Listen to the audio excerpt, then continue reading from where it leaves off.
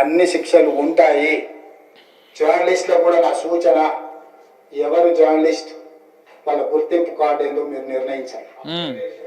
అది ఏదో ఏ ఏ లైన్ మీద చెప్తారో చెప్పండి, వాళ్ళని మినహాయిస్తాము, మిగతా వాళ్ళు మాట్లాడేదాన్ని విశ్లేషిస్తాము, వాళ్ళందరి గురించి చర్చ చేద్దాం. అవసరం అనుకుంటే తమరు అనుమతిస్తే నాకు ఒక రోజు దాని మీద చర్చ పెట్టాలని ఉంది. సభ నాయకుడిగా నా రిక్వెస్ట్ మీకు ఒకటే, ఈ విశృంఖలత్వాన్ని ఆపాలి.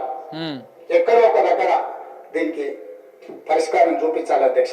దాని లెక్క ఏందనేది మీరు వేరు చేయడానికో లేకపోతే మీరు ఫిల్టర్ చేయడానికి చట్టం అంటారు కదా, సేమ్ అట్లనే రాజకీయ నాయకుడు ఎవడు, ముఖ్యమంత్రి ఎవడు, వాడికి ఉండాల్సిన లక్షణాలు ఏంటి, వాడు ఏ రకంగా మాట్లాడాలి, వాళ్ళ భాష ఏంటి, వాళ్ళకి ఏ కేసులు ఉండాలి, లేకపోతే ఓటుకు నోటు కేసులో దొరకాలి, ఫస్ట్ షిప్పకూడు తినాలి, 50 లక్షలతో దొరకాలి, ఇవన్నీ ఉండాలన్నా, అర్హతలు ఏంటివి, ఎలిజిబిలిటీస్ ఏంటివి, ఇవన్నీ ముందు వీళ్ళకు కూడా ఎమ్మెల్యేలకు, మంత్రులకు, ముఖ్యమంత్రులకు కూడా ఒక క్రైటీరియా ఉండాలి. అది కూడా లిస్టు రెడీ చేసి ఇది చట్టం చేయండి, ఇది చట్టం చేయండి, ఈ 2 చట్టాలు చేయండి. ఎందుకంటే వీళ్ళేం 4th పిల్లరు, మీరు కూడా శాసన వ్యవస్థ. సో కాబట్టి మీరు కూడా అదే పరిపాలన ఉంటుంది కాబట్టి ఈ 2 సమానంగా ఉండాలి. కాబట్టి దీనికి మీరు చట్టం చేసినట్టే దీనికి కూడా మీరు చట్టం చేయండి, చట్టం చేసి చర్చ చేయండి.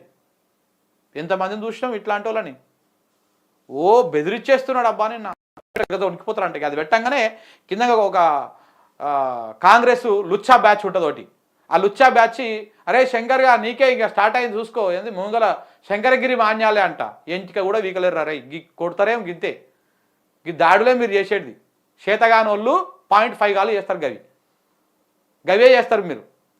ఇప్పటికి ఎన్ని కేసులు పెట్టిరో ఈయనకు తెలుసు ఆల్రెడీ, నా మీద ఎన్ని కేసులు పెట్టిర్రు, ఎన్ని రకాల పోలీస్ స్టేషన్లు తిప్పిర్రు అనేది. తుమ్మితే కేసు, వార్త రాస్తే కేసు, ట్వీట్ వేస్తే కేసు, పెట్టురు ఎన్ని పెడతారో పెట్టురు అని చెప్తున్నాం. అందుకే పోలీసులకు కూడా మనం చెప్పొచ్చినాం, ఇదే స్టేషన్లో 3 కేసులు ఉన్నాయి శంకర్ గారు మీ మీద అంటే 3 కాదు సార్ 30 పెట్టుకోమని చెప్పండి రేవంత్ రెడ్డిని అని చెప్పొచ్చినాం. పోయి 30 కాదు 300 పెట్టుకున్నా కానీ భయపడతాడు ఎవడు లేడు, ఎంటిక మందం కూడా భయపడాడు ఎవడు. గుర్తుపెట్టుకో, నువ్వు జైలుకు పంపిస్తే పోవడానికి సిద్ధంగా ఉన్నాం, నువ్వు దాడులు చేస్తే దెబ్బలు తినడానికి సిద్ధంగా ఉన్నాం, నువ్వు బెదిరిస్తే భయపడతావు అనుకుంటే, ఈ రకంగా చేస్తావు అనుకుంటే చెప్తున్నా కదా, అది ఇంకా ఎక్కువ అవుతుంది తప్ప తక్కువ అయ్యేది ఏమి ఉండదు.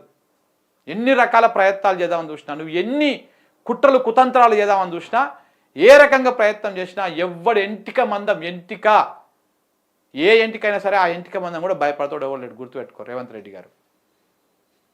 అఫేర్స్ మినిస్టర్ గారు, జర్నలిస్ట్ సంఘాలను కూడా అదేవిధంగా ఐఎన్పిఆర్ మినిస్టర్ గారు కూడా నా సూచన, మీరు పిలిచి కూర్చోబెట్టి మాట్లాడాడు, ఇది చర్చ చేయాలి. దీన్ని వదిలేసి ఊరుకుంటే ఎవరినో ఒకరిని అన్నారని కాదు, ఇది ఎవరినన్నా మనల్ని అందరిని అన్నట్లే. నా ఒక్కడి ఆవేదన కాదు, ఇది అందరి ఆవేదన వినే నేను ఈరోజు నేను చెప్పదలుచుకుంటాను. నా బతుకారు ఏదో అన్నారు, ఆడచేత కాక మధ్యలో ధర్మం అని అంటావు, ఆయన గజ్జలు చక్కగా ఆడతలేవు, సౌండ్ చక్కగా వస్తలేదని చెప్పినట్ట. నీకు పరిపాలన చేతగాక తప్పులను ఎత్తి చూపిస్తున్నటువంటి జర్నలిస్టుల మీద ఈ రకంగా నువ్వు అక్కసు వెళ్ళగక్కుతున్నావు తప్ప నీతోని ఊదు కాలేదు లేదు, పీరు లేసేది లేదు. ఏదో నువ్వు మొదలొడ్డివి కాదు, శివరోడి కాదు, నువ్వు అయిపోయింది, నీ కథ పొడిచిపోయింది.